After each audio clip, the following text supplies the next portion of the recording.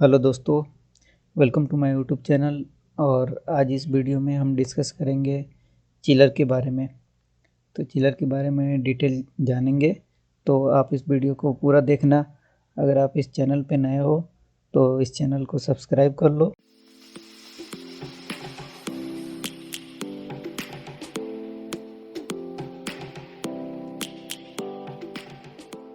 तो चलिए video start करते हैं। वाई चिलर चिलर का यूज हम क्यों करते हैं और इसका इस्तेमाल क्यों किया जाता है। गर्मियों के दिनों में क्या होता है, बहुत जगह पे आउटसाइड टेम्परेचर जो कि एम्बिएंट टेम्परेचर होता है वो 100 डिग्री फ़ारेनहाइट और 110 डिग्री फ़ारेनहाइट जो कि 43 डिग्री सेल्सियस होता है। और ये temperature as per location vary करता है। और इनसाइड टेम्परेचर 75 डिग्री फ़ारेनहाइट होता है जो कि ह्यूमन बॉडी के लिए कंफर्ट टेम्परेचर होता है। और इस टेम्परेचर पे रिलेटिव ह्यूमिडिटी हमारा होता है 50 ±5%। So with the help of chiller we can reach the comfort temperature. So इस टेम्परेचर को हम अचीव कर सकते हैं चिलर के थ्रू। सबसे पहले हमें चिलर को थैंक्स बोलना चाहिए। और चिल्ड वाटर सिस्टम जो होता है वो मीडियम और लार्ज बिल्डिंग में इसका इस्तेमाल करते हैं कूलिंग सिस्टम के लिए, और चिल वाटर सिस्टम को चिलर का जो प्लांट होता है वो सेंट्रलाइज कूलिंग सिस्टम की तरह काम करता है और ये पूरे बिल्डिंग को कूलिंग प्रोवाइड कराता है। और चिल वाटर सिस्टम को हम एक इंडिविजुअल सिंगल बिल्डिंग के लिए भी इस्तेमाल कर सकते हैं और मल्टीपल बिल्डिंग के लिए भी इस्तेमाल कर सकते हैं। Introduction to chiller. चिलर का इन्वेंशन सबसे पहले विलिस कैरियर ने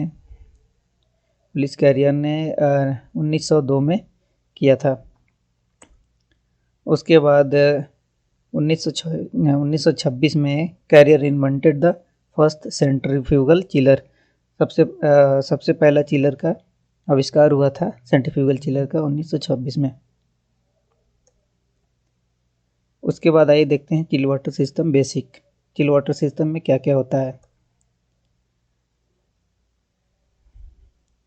chill water system provide cooling to a building by using chill water to absorb heat from the building spaces. तो चिल वाटर सिस्टम जो होता है वो चिल वाटर का यूज करता है हीट को एब्जॉर्ब करने के लिए फ्रॉम द स्पेसेस, मतलब जहाँ पे हमारा ये एयर कंडीशनिंग स्पेस होता है वहाँ से हीट को एब्जॉर्ब करता है और एटमॉस्फेयर में एम्बिएंट में जाके उसको रिजेक्ट कर देता है।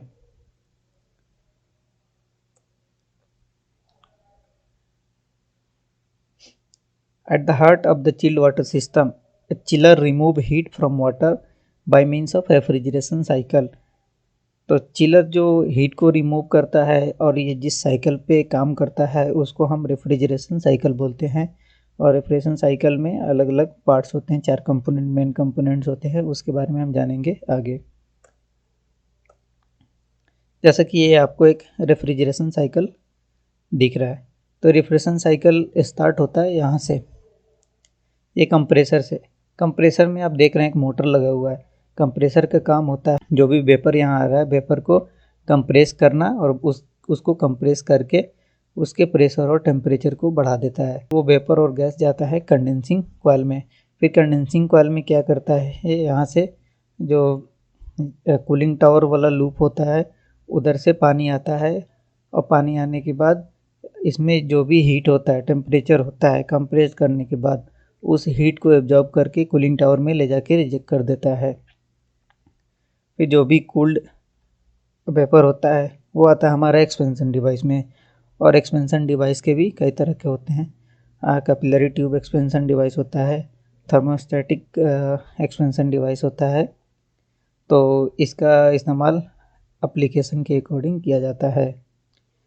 फिर कैपिलरी ट्यूब में या एक्सपेंशन डिवाइस में वाटर कूल्ड हो जाता है।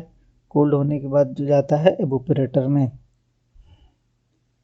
एवोपरेटर में हमारे बिल्डिंग साइड से जो पाइप आता है और पाइप में वाटर होता है, तो वाटर हीट को एब्जॉर्ब करके आता है रूम से, और वो क्या करता है एवोपरेटर में, वो हीट को रिजेक्ट कर देता है।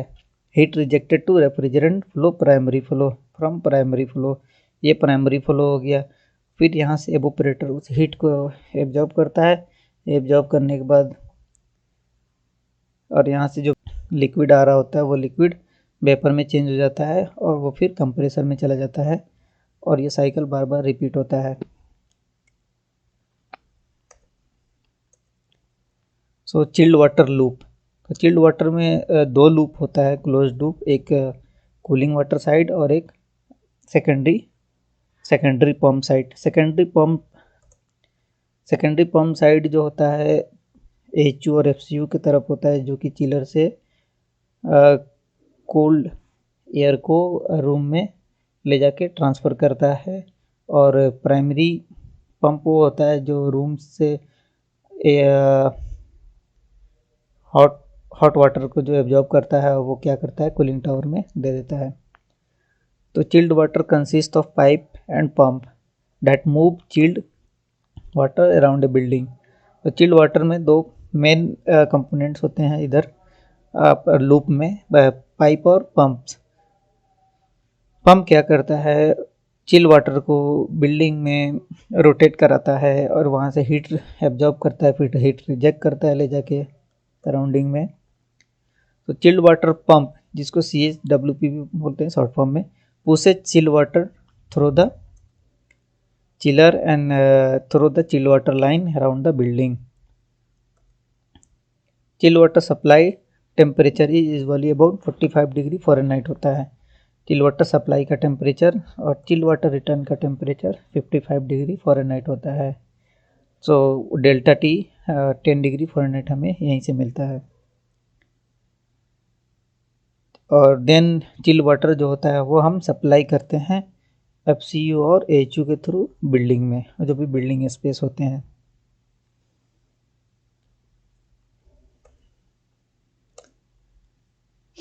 अब आइए सिंपल चिलर। सिंपल चिलर में क्या होता है कि एक सिंगल चिलर हो सकता है और उसके साथ एक पंप कनेक्टेड हो सकता है। और कम्प्लेक्स चिलर में क्या हो सकता है कि मल्टीपल चिलर हम लगा सकते हैं, जैसे 2 वर्किंग और 2 स्टैंड बाई, या 3 वर्किंग और 3 स्टैंड बाई, और इसी तरह से मल्टीपल पंप भी लगा सकते हैं, जैसे कि यहाँ पे आप इस पिक्चर में देख रहे हैं। ये एक पूरा साइकिल दे रखा है। ये कूलिंग टावर हो गया। कूलिंग टावर, ये प्राइमरी पंप क्या किया, जो भी यहाँ से हीट को एब्जॉर्ब किया, ये कंडेंसर में दिया, कंडेंसर से ये फिर कूलिंग टावर में, ये एक क्लोज सिस्टम हो गया। फिर यहाँ पे पंप लगा हुआ है, ये सेकेंडरी पंप। ये पंप क्या करता है कूल्ड एयर को यहाँ से लिया और बिल्डिंग में ट्रांसफ़र हुआ, बिल्डिंग से हीट को एब्जॉर्ब हुआ, फिर वो चला गया कंडेंसर में। अब टाइप्स ऑफ चिलर कितने तरह के होते हैं।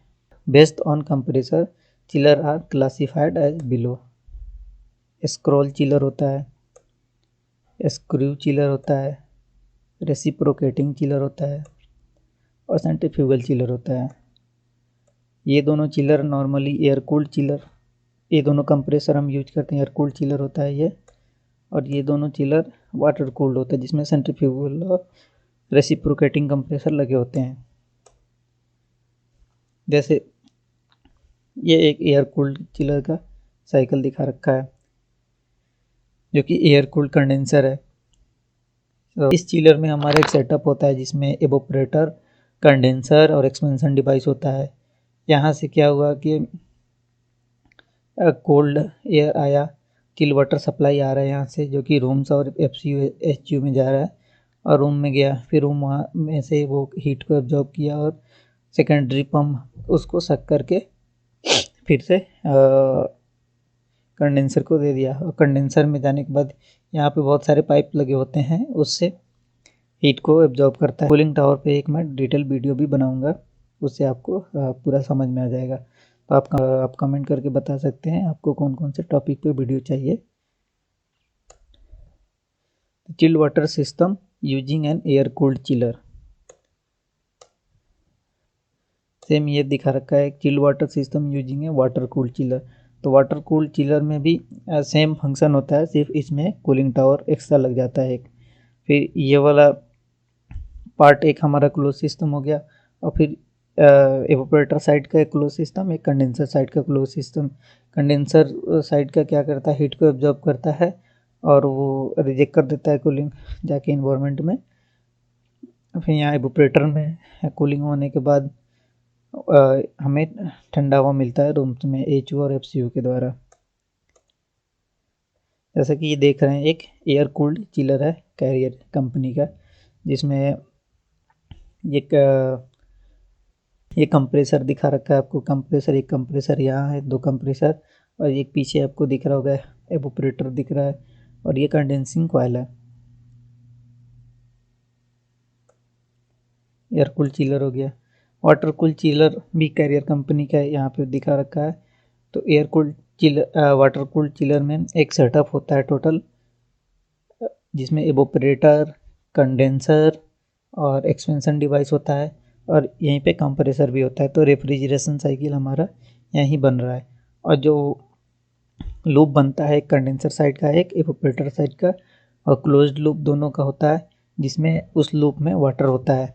और इस चिलर के अंदर रेफ्रिजरेंट होता है जो R134A होता है।